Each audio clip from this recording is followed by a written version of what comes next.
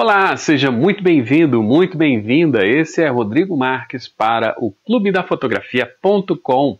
No vídeo de hoje nós vamos falar sobre as vantagens das câmeras DSLRs com sensor full frame. Vamos lá?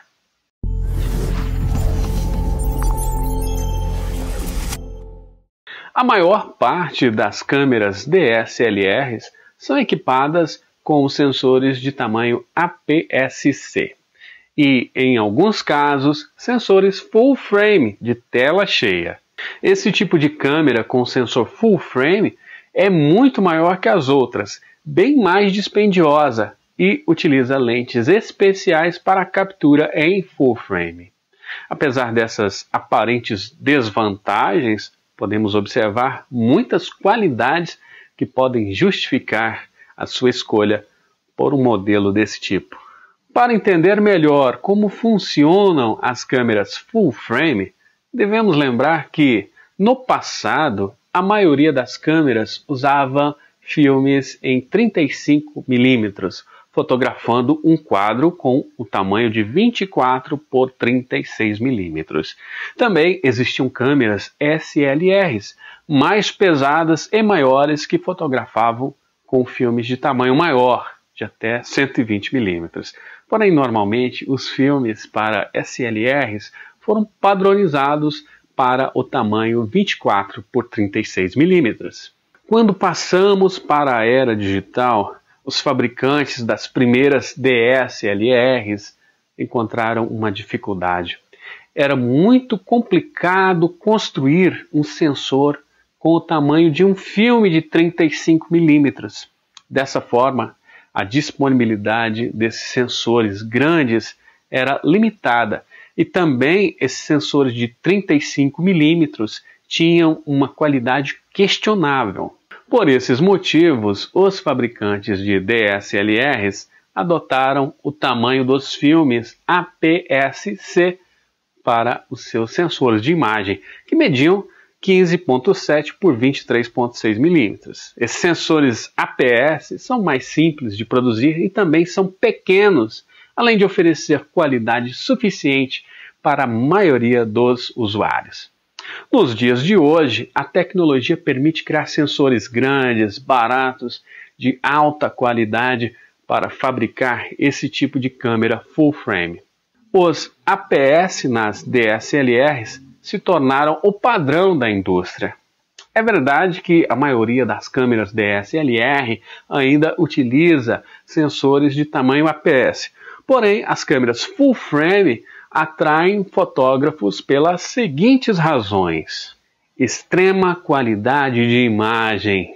As câmeras com sensor APS requerem mais ampliação da imagem para obter imagens de um tamanho específico. Impressões a partir de imagens fotografadas em full frame tendem a serem superiores.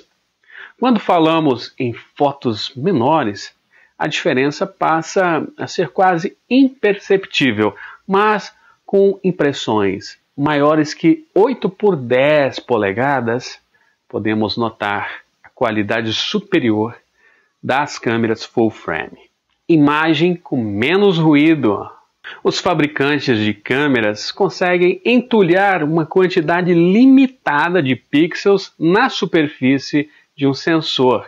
Então, o tamanho do sensor é relevante para a contagem de pixels. As dimensões do sensor determinam o tamanho dos pixels individuais. Para sensores com qualquer profundidade de pixel, normalmente contados em megapixels, os sensores full frame contêm muito mais pixels. Esses pixels também são maiores. Isso permite que eles capturem mais luz, o que possibilita usar menos amplificação de sinal. Esse tipo de amplificação de sinal sempre produz calor, o que é a causa principal do ruído em imagens digitais. Quando comparamos sensores com a mesma contagem de pixels, os sensores full frame geralmente controlam melhor os ruídos da imagem, muito melhor que os sensores APS. Maior faixa dinâmica. A faixa dinâmica é referente à capacidade da câmera de fotografar os detalhes de uma imagem, tanto na luz quanto na sombra.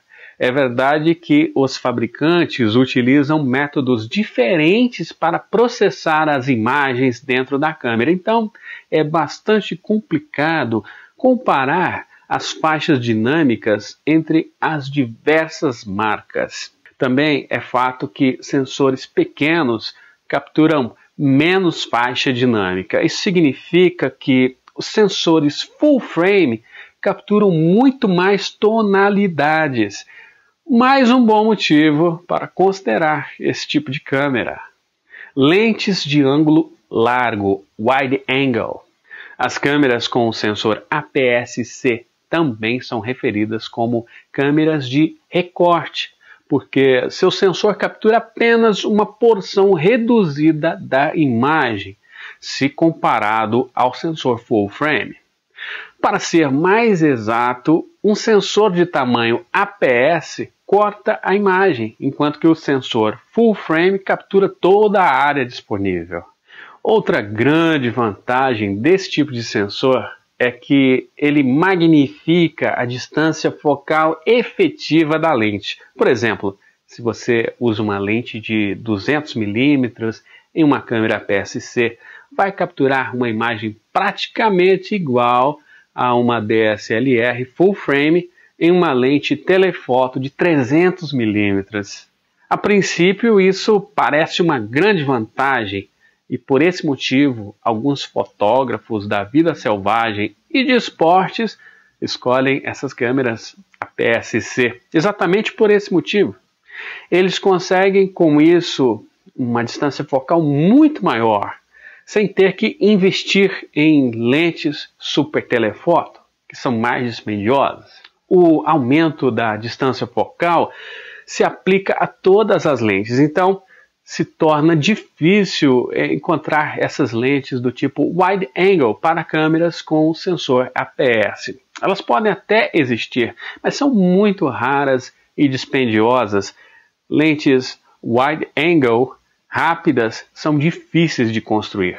Dessa forma, para aqueles que fotografam paisagens, interiores ou qualquer outro tipo de sujeito com uma largura muito ampla, vai perceber que uma câmera DSLR com sensor full frame possui mais vantagens, mais opções de foco. O foco seletivo, a habilidade de isolar os sujeitos do fundo está intimamente relacionada a pouca profundidade de campo.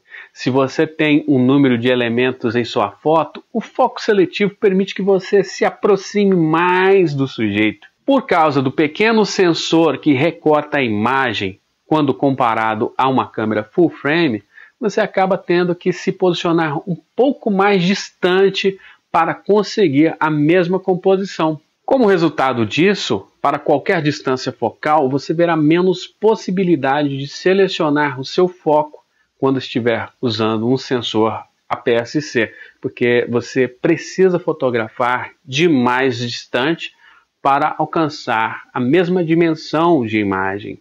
As lentes telefoto são capazes de proporcionar excelentes efeitos com seu foco seletivo, mesmo em uma câmera APS-C. Mas, no geral, você vai conseguir mais foco seletivo com uma câmera full frame, particularmente com uma curta distância focal.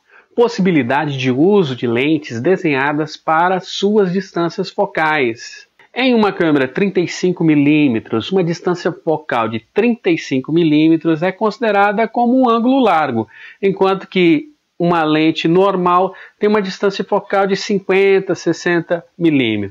As telefotos começam por volta de 85 mm. Por causa do fator de corte, uma lente normal em uma câmera APS deve ter uma distância focal de 35 mm, enquanto uma lente de 50 mm é equivalente a uma de 70 mm. Uma lente full frame wide angle de 16 mm deve oferecer apenas uma visualização de 24 mm quando acoplada em uma câmera APS-C. Isso tudo pode parecer complicado, mas a verdade é que muitos fotógrafos têm suas lentes favoritas e sentem muita dificuldade por não poderem usá-las como poderiam em uma câmera de filme.